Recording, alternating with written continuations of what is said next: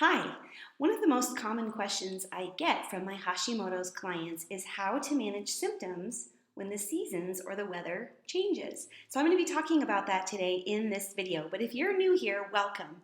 My name is Sarah Peternell. This is my YouTube channel, and I am board certified in holistic nutrition. I'm an expert in Hashimoto's and family nutrition, and I love to talk about all things Hashimoto's. So if you have Hashimoto's, you're in the right place.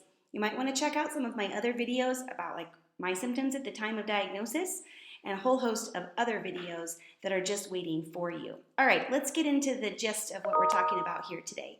So, if you have Hashimoto's, you may have noticed that some of your symptoms actually get worse at the change of seasons. Now, if you live in a pretty warm climate, this may not be the case because it seems like most Hashimoto's people do better in warm weather. Hi, me, I do. If you live in a tropical or a warm year-round climate, you're pretty lucky actually, because it has been shown that especially because of some of the thermoregulation issues that our bodies face when our thyroid is not working properly due to Hashimoto's, that fluctuation in body temperature can be really uncomfortable. Not to mention some of the other associated symptoms that can come along with thermodysregulation, like aches and pains, can be another big pain in the butt, if you know what I'm talking about. So, if you live in a place where you do have significant seasonal changes, I live in Colorado and we do have seasons here. They're called winter and summer. Just kidding. We have some spring and fall, but they're not too significant. But a lot of people who live in Colorado do notice that when the weather gets warm, they experience one set of symptoms, and when the weather gets cold, they experience another whole set of symptoms. I do as well. And so I work really hard in obviously just taking care of myself year round, which is what a lot of these videos are about, right? Which is just the things that I do for myself, being someone with Hashimoto's, in addition to what are the recommendations that I make for my clients. So if you find that you get a little bit dysregulated when the seasons change, say transitioning from winter to summer or summer to winter, you might want to pay attention carefully to a couple of things. First of all, your body metabolism and thermoregulation are going to change naturally, even if you don't have Hashimoto's. The difference is that a normal person who doesn't have Hashimoto's, their body can adapt and deal with these temperature changes much better than we can. So I suggest when you're moving from winter into summer, starting to just kind of thinking more seasonally, especially about activities and foods and other practices that gets your body kind of in that hotter summertime mode. So eating fresh fruits and vegetables that are in season is a great way. Staying hydrated for sure, making sure that you have optimum hydration in your body so that you're not getting fatigued or worn down or experiencing aches and pains just from becoming dehydrated when the months get a lot warmer. Other things is that we find in the summer months, because the days are longer, we don't need quite as much sleep. For those of us with Hashimoto's in the wintertime, we can be like bears who go into hibernation. But in the summertime, luckily, we come out like little butterflies from our cocoons and we're kind of just ready for action. A lot of people, as I said, feel a lot better in the winter, or in the summer months, rather than in the winter months. We get a sense of energy, we get more vitamin D from sunshine. You can check out my video on vitamin D.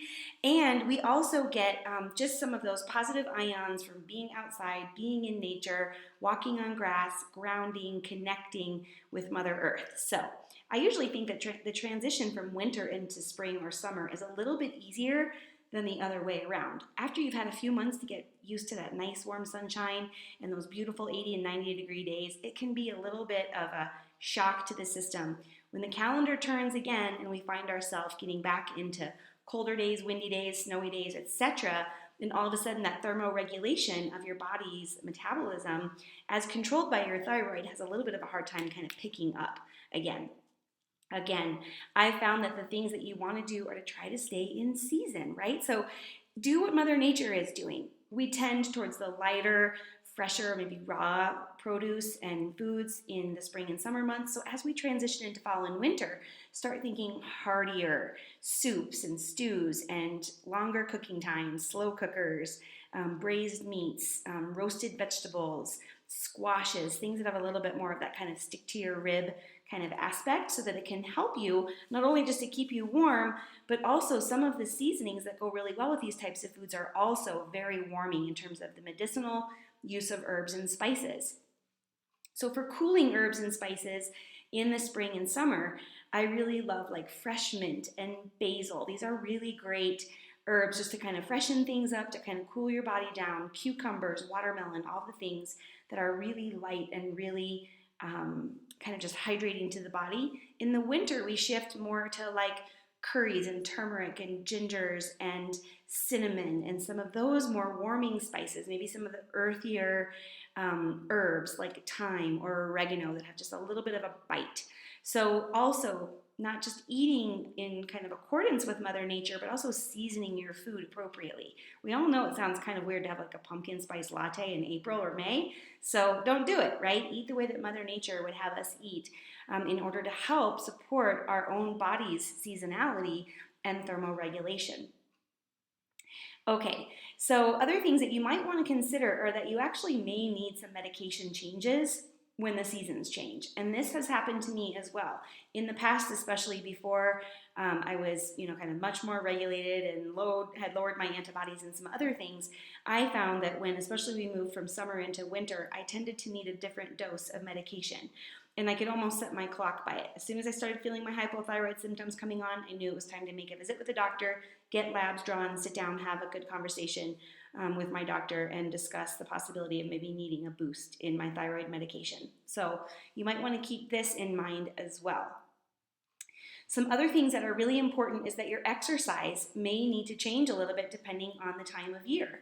As we move into the warmer months, if you tend to get overheated or you tend to feel kind of unwell when you get too warm, some people get kind of like nauseous or kind of exhausted from the heat, you may want to limit your workouts to air-conditioned like gyms or fitness studios, maybe even just like working out in your basement when it's cooler in the morning, or doing exercise in shaded early morning temperatures. That can definitely help too. For the winter time, we can actually feel like maybe we need to do more sort of warming exercises. So this is a great time for yoga, Pilates, more of sort of the heat building and heat burning exercises in our large muscle groups, because that can be really good, not just for supporting our muscle mass, but also keeping our thermoregulation going. So these are just a few of the tips. Eat in season, season your foods according to the season, make sure that you are checking in with your doctor and also adjusting your exercises accordingly. And I think you'll find that these seasonal changes that typically affect us Hashimoto's types get a lot better for you. Now, if you're interested in learning about some more of the like science and research-backed nutrition and some other things, you might want to check out my Nourished and Renewed with Hashimoto's program, which is a 30-day self-paced program. It's the next best thing to being here in my office that you can sign up for, and you can be one of the very first people to join my program because it's just launching. So check that out as well. I'm really excited about Nourished and Renewed. Also, you may want to look at some of my other videos. If you're new here, you may want to find out about the impacts of Hashimoto's on your skin, or what to do if you think you have adrenal fatigue, or what if you're having issues with your hair. What should we do about coffee? Should you be drinking alcohol?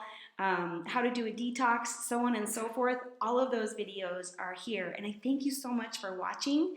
Remember to like and subscribe to my channel and share these videos if you know someone who might benefit from some important and helpful information about having Hashimoto's. All right, thanks for watching, and I'll be back next week with a brand new video. Take care.